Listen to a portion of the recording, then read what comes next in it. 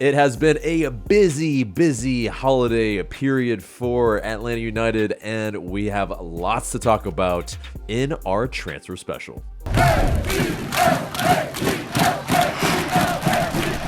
Welcome to another transfer special, and yes, lots to get to, so we'll get right into it. First bit of news is our MLS SuperDraft picks.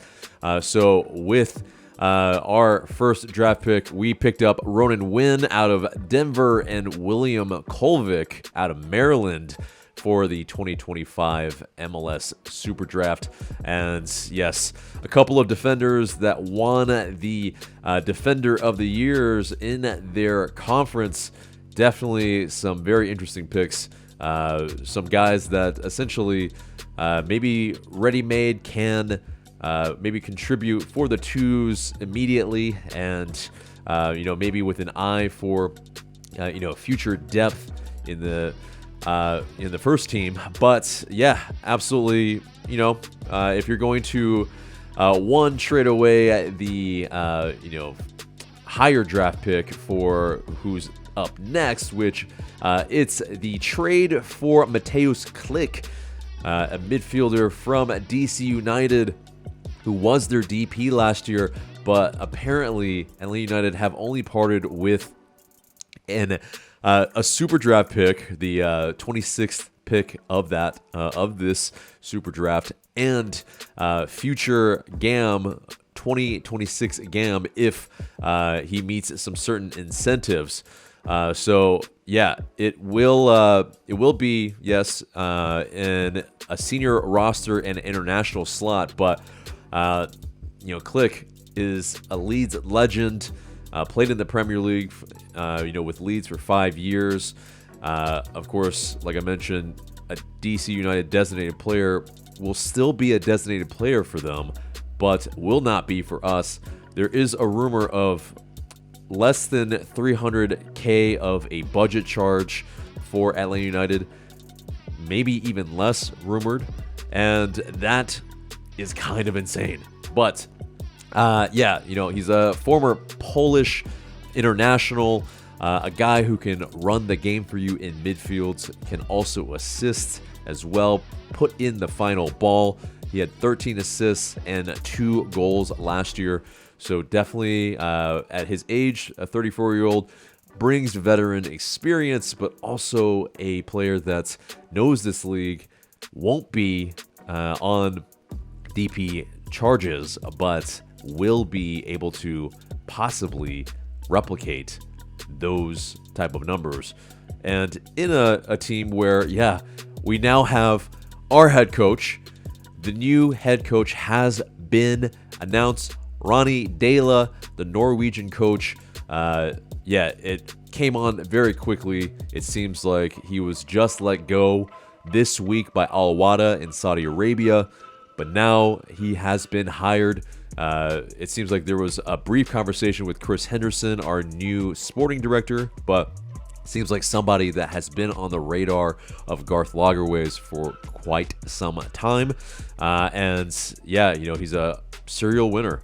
A winner at 3 of the stops that he's been at Celtic, at Standard Liège in Belgium, and of course with the MLS Cup champions in 2021 NYCFC, where he famously did a very, very memorable celebration in Providence Park against the Portland Timbers when he beat them. And a push-up kind of sequence in his skivvies.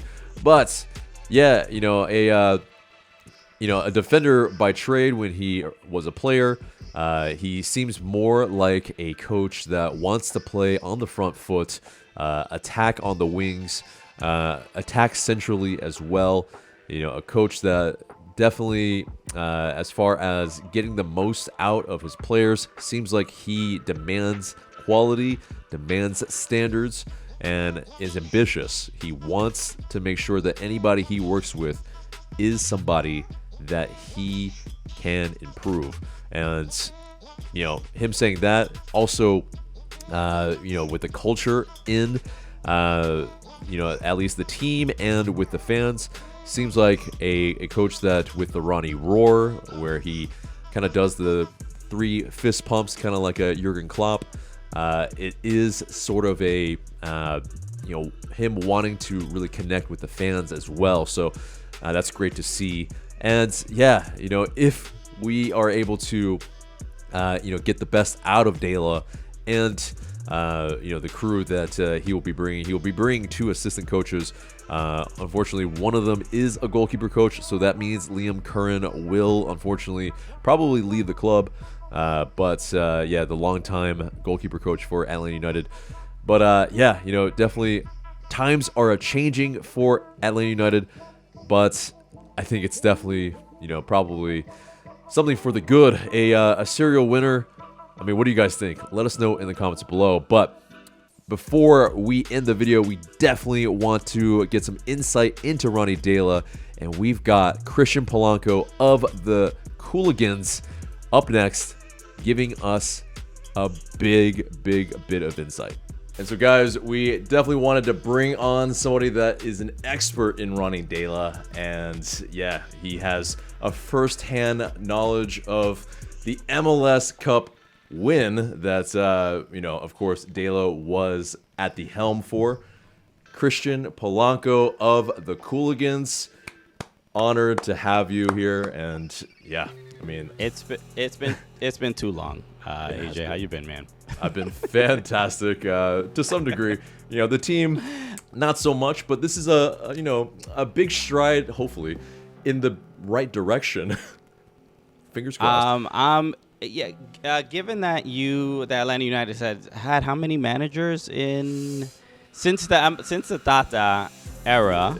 It's like been it's just nothing's really. I mean, it's been a few managers, but it's been odd that it has been so poor or just underwhelming. And this past season was like it was not a great season, but it ended in a place where I think nobody really expected, and obviously beating Inter Miami and the whole thing. So there were good moments, but when it comes from a sort of structural top down, you're like, what is wrong with this team that has these thousands of people that come to the stadium every week, and they can't seem to put together something that positive. But yes, I'm happy to answer any Ronny Deila questions. Already, first correction, yes. Deila, and help with. Yes, he was the manager for NYCFC for 3 seasons, one in 2021 MLS Cup. And I've interviewed him as well, so happy to share any info that you might that I can impart. Yeah, I mean, I think the main bit first off is, kind of the softball question, the easy stuff, like what kind of football does he play, and did you like it? My interpretation of it is really. It's hard to distinguish. Is this Ronny Deila or is this City Football Group's system? And like all the CFG clubs kind of play in a similar way, similar to what weirdly better than Manchester City right now. I don't know why they can't. They are the pillar that we're supposed to all look at to say like play like this, but who wants to be playing like that? They look like essentially the worst team in the Premier League right now. I would say he is definitely a forward-thinking and progressive type of manager as far as like what he wants his players to do on the field. I think he wants them really to maintaining possession is very important. When we think about the era of Ronny Deila, he had players like Anton Tinnerholm, so he really enjoys fullbacks that can get forward and can contribute a few goals per season.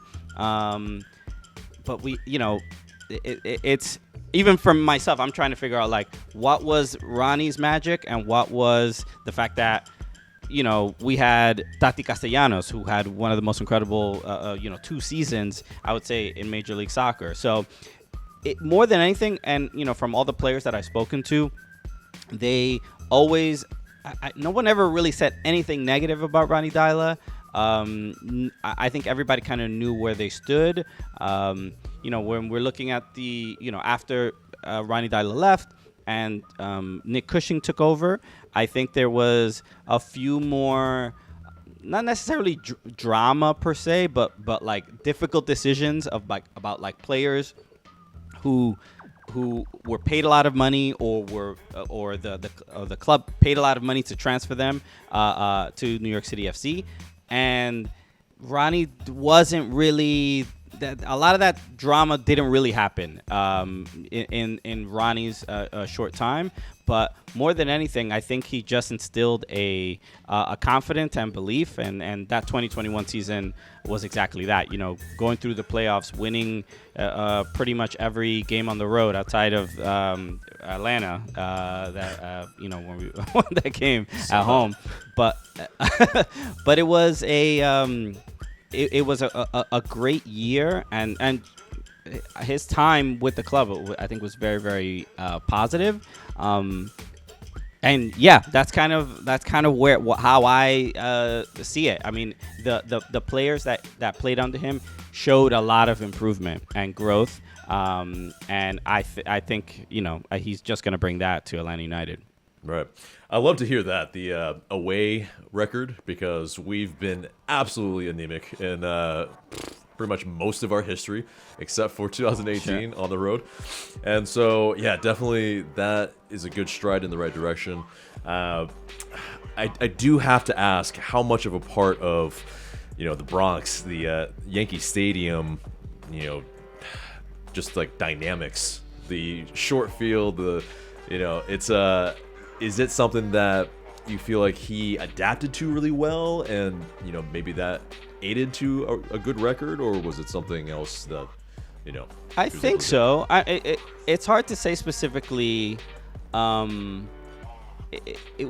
did adapt to it well, and I would say most NYCFC managers have. I mean, it's a talking point and the field, and we play on a baseball field and blah blah blah. But like, there was a stretch for about 2 years, especially in that 2021 season, where like if I went to an NYCFC game, I was probably gonna see them win.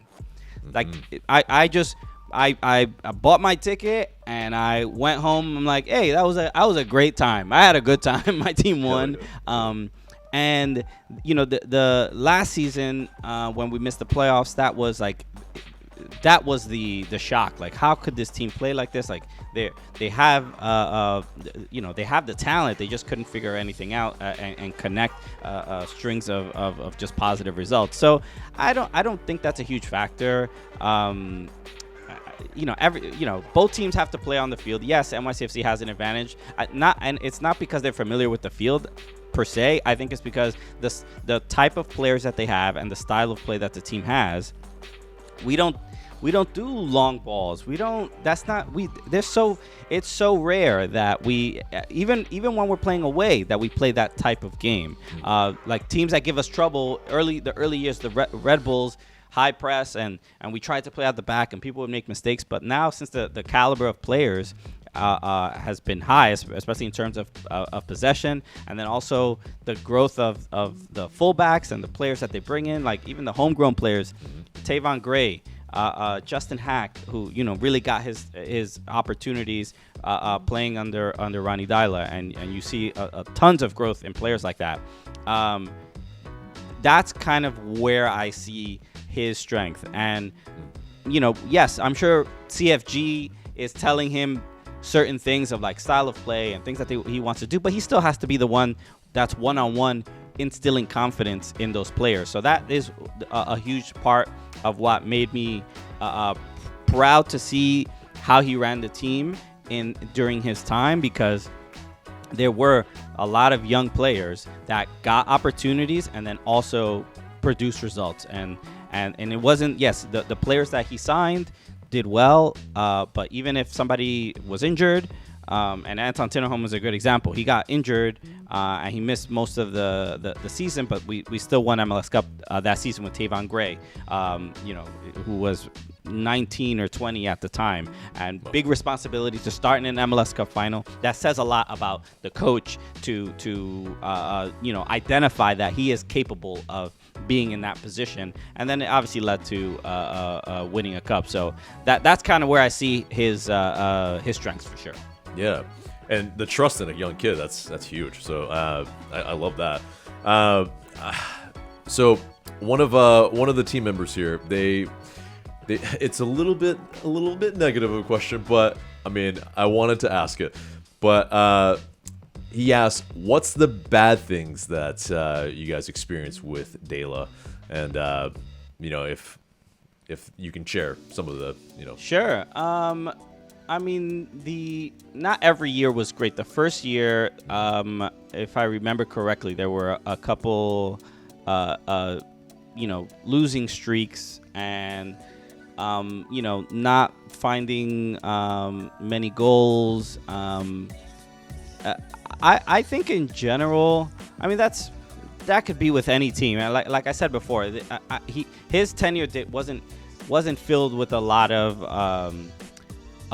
of criticism and a lot of drama. Like, again, I don't think the players had too many negative things to say. I mean, I've spoken to him several times. I would say, coming from my perspective, which we do a comedy show about soccer, so we're always trying to have much more lighthearted conversation with people. He's a pretty serious guy. I don't know if it's the Norwegian part. I don't know if it's just that he's like a serious coach, where like even if you're trying to like have playful banter with him, he will be like, okay, no, well, but tactically we didn't really do this, and he gets back to the seriousness of his job.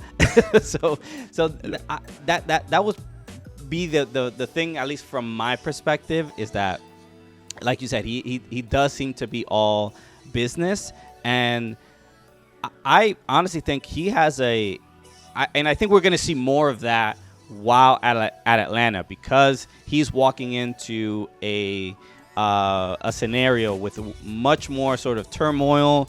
There wasn't any NYCFC player that flipped a table with food all over it and coaching the chicken and rice. Like, we haven't had those kinds of stories, and given that Atlanta United started their MLS history with such positivity and winning a cup in the second year, the expectations are high, and Arthur Blank and the amount of money that's being spent. Again, I've been to several matches at the Benz, and it's one of a kind, and I say that not just for American soccer standards. It's just like all over the world. I mean, there are a few stadiums that even hold that many people that are there to watch a soccer game. So I think we're not going to see any lightheartedness, not many jokes, not many. I think he's trying to fix, like, not even just fix, but like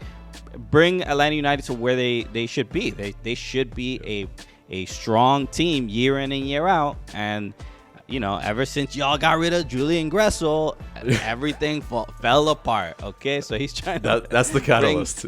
Exactly. bring some optimism and positivity, but stability is really the main thing. And I think obviously having Mateusz Klich, who I've also met and worked with, and so I think the midfield's going to be a lot more reliable going forward. Yeah, which is a main thing for us, is our midfield has been pretty anemic. I know, you have a hard out here, and it seems like what you're telling me is that we have a Frank de Boer 2.0. Which no. I hope he doesn't. I don't think it's gonna be a flop. I don't think that at all. I do think he will face adversity, and I do think what's gonna be important is how he handles that adversity publicly. Because not to say that he has like a bad personality or whatever. He's just, again, kind of a serious guy, and I don't know how if the pressure is very high. I don't know how. Nobody's gonna be like, yeah, he's losing a lot, but I really like him. Like, he seems like a cool guy. Like, I don't think that's not gonna happen. It's just the results are gonna be what define what the fans think of him.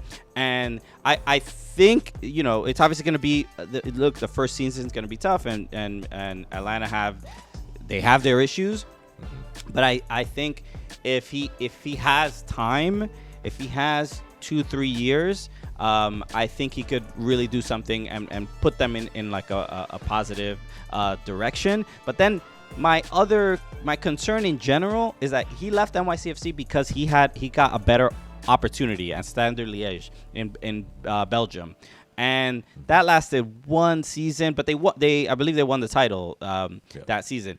But then he goes to Club Brugge, and it's like, all right, well, why?